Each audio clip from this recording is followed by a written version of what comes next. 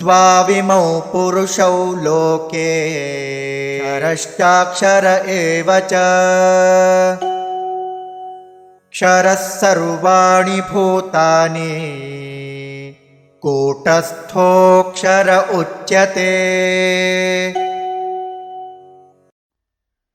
द्वौ इमौ पुरुषौ लोके क्षरः च अक्षरः एव च क्षरः सर्वाणि भूतानि कूटस्थः अक्षरः उच्यते।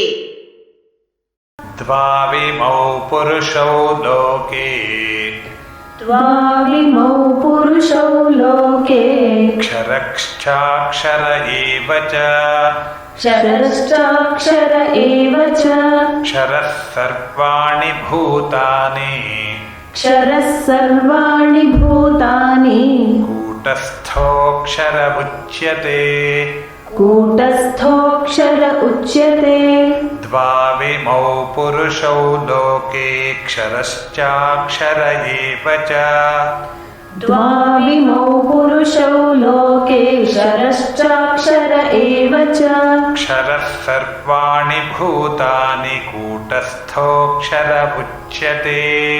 क्षरः सर्वाणि भूतानि कूटस्थोऽक्षर उच्यते।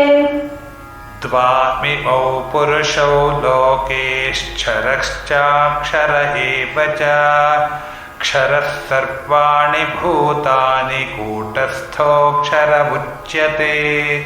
द्वाविमौ पुरुषौ लोके क्षरश्चाक्षर एव च क्षरः सर्वाणि भूतानि कूटस्थोऽक्षर उच्यते।